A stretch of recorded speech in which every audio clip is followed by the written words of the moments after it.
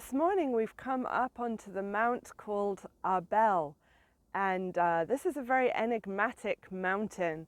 It has a beautiful jagged edge to it that makes it distinctive from every direction that you can see it in the Galilee region.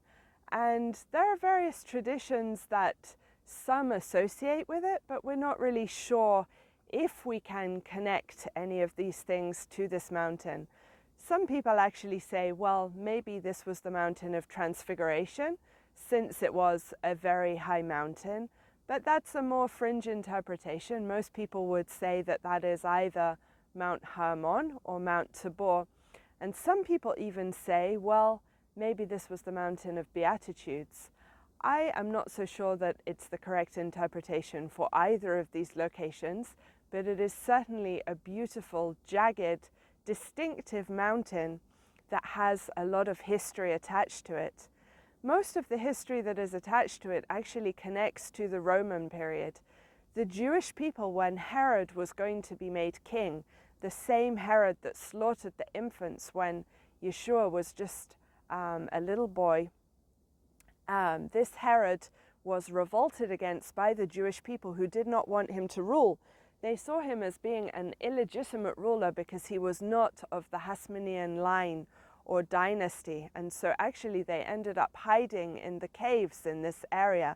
And King Herod actually sent his men to flush them out from the caves using fire and smoke.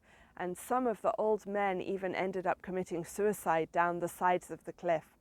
This area was also very important during the Great Revolt that began in 66 AD in Caesarea, moved up to this region, to the Galilee, and then ended at Masada after the destruction of the temple in 70 AD and ending in Masada in around 72, 73 AD. So during that revolt, there was a huge naval battle on the Galilee below, and it is said that the Galilee actually turned red from all the blood.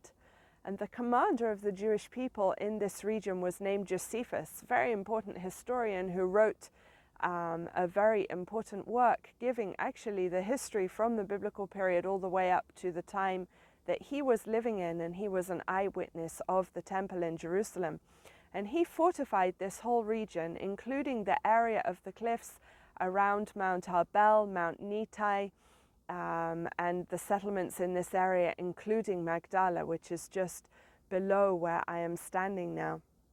But how about in relation to the gospel narrative? Well, let's just say a few words about the geography of this area. First of all, of course, we're looking at the Sea of Galilee below, and you can probably see that today it literally looks like glass. It's so smooth and it's so calm. It's really hard to imagine a storm coming up on this water, a storm so serious that the disciples are afraid and they actually think that they're going to die in the boat. But in fact, the Sea of Galilee is the lowest freshwater lake on the face of the earth. And there are two main valleys in this area. One is going around the corner in this direction. Another is going across in that direction towards Gamla. It's a little hard to see this morning because it's so hazy. But if you can imagine air of different temperatures from both these valleys colliding over the surface of the lake and a storm being able to come up extremely fast. And in fact, until this day, the Sea of Galilee can be very dangerous. The naval authority here will issue warnings that people will completely ignore, and then people sadly die on this lake actually every year. So that shows the severity of the storm that can come up and the speed with which that happens. And in fact, usually the beginning of every day in this region, the sea is very glassy and calm, and then by the end of the day, there are huge waves rolling on the lake that the children enjoy swimming in. So Yeshua in this region, most of his ministry is in this northwestern part of the lake, and he comes up from Nazareth to Capernaum. After he's expelled from Nazareth, he comes in the great valley that goes in this direction and then across towards Capernaum, which is just on the northwestern side of the lake over here.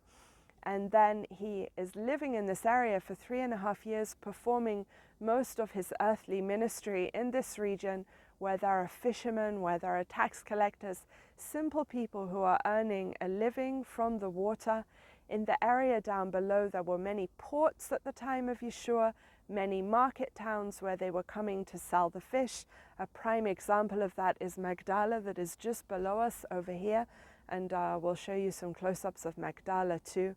So that was a fishing town at the time of Yeshua. It was also one of the places that Josephus fortified, and it was one of the only places in this region where we actually found a synagogue that dates to the time of Yeshua. So this whole landscape would have been very familiar to Yeshua. He spent a lot of time up in this region with his disciples, many times coming up away from the water in order to be able to escape from the crowds.